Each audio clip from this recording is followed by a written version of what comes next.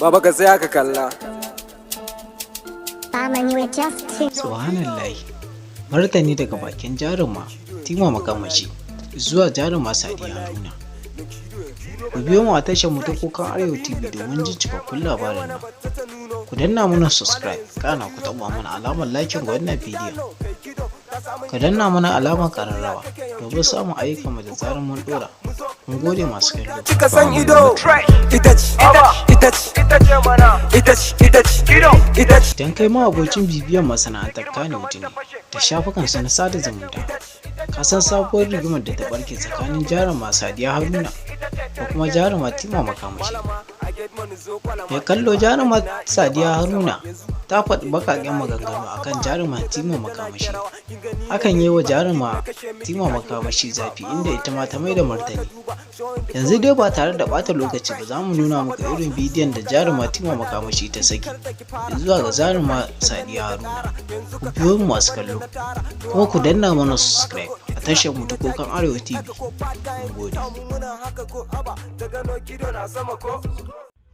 Yawwa, abin da nake so in ƙara faɗa muku akai, so take 'yan matan nan wanda suke yawan faɗan nan na 'yan Saudiya da 'yan Najeriya ta shiga harkan ku, kada ku sake ku bata amsa, ba ku da lokacin ta, tunda ta girma bata san ta girma ba.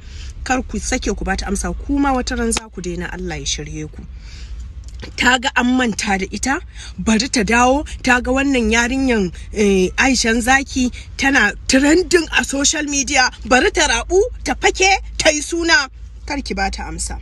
Ba ta mara wa wata baya a cikin wanda kuke faɗa ba, ta je ta mara mata baya. Wallahi neman abokin mutuwa take yi, kes ɗinsu ba su gama ba. Ta zo ta kira commissioner of police, ta yi blackmailing ɗinsa, baya aikinsa. Ke za ki koya ma'aikata aikinsu? Na ce ke za ki koya musu aikinsu? Ki kiyaye, wallahi azim ki kiyaye. Ta ga an manta da ita, bari ta rabu mutum. Dole sai kin rabu da mutum zaki suna. Abin da nake so in ji kenan.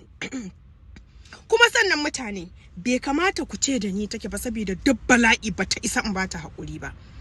Ina so don Allah a daina tura min jita-jita da hauka da za ta yi, da wawanci da ƙazanta da za ta yi. Ku daina zargin cewa da ni take, ban da lokacinta. Business ina da yake gabana ya ishe ni. Yanzu social media ma za ku ga yawanci sai ku duba na yi kwana 5, kwana 3, kwana nawa bana hawa Instagram, bana hawa TikTok, saboda abubuwan business ina yana gabana, ina dealing da mutanen da ya kamata a samu arziki. Ban da lokacin shirme. Wannan ma mutane ne suka dame ni, suke cewa me ya haɗa ki da ita, tana ta zagi waye. Ku stopin tura min abu haka, ku stopin gaggaya min irin abu haka, dan ba da ni take ba. Idan kuma da ni take, ta saki wannan bidiyon. Idan baki saki wannan bidiyon ba, wallahi yar haram kike. Ni na ce miki ki saka. Kin san ni dodon ki ce, da wani ma kika yi, na mara mutum baya, an je an yi achieving abin da ake so a kanki. Barantana kika ce zaki da ni. Na ɗaya, na san har inda kike kin sani, kina nan a Karkasara yake ko Darmanawa, kin zo kina ƙarya, kina kaza, kina kaza, kina kaza. Me abu baya cewa wani, baya cewa shi wani ne. Duk wannan packaging din duk mun san shi, mun wuce gurin. Yanzu neman arziki ake yi, kin gane? Ki kiyaye ni. Hawan yake ta kiyaye ramata.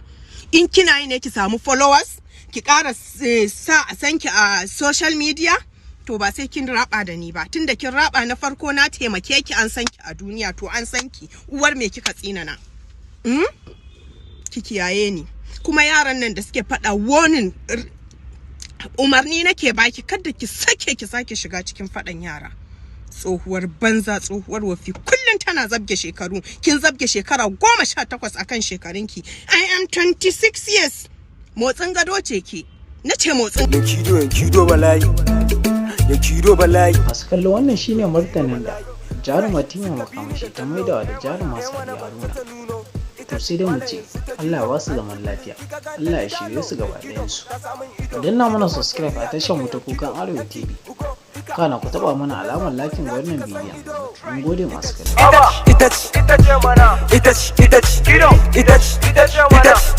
Ta girma kamar ta fashe.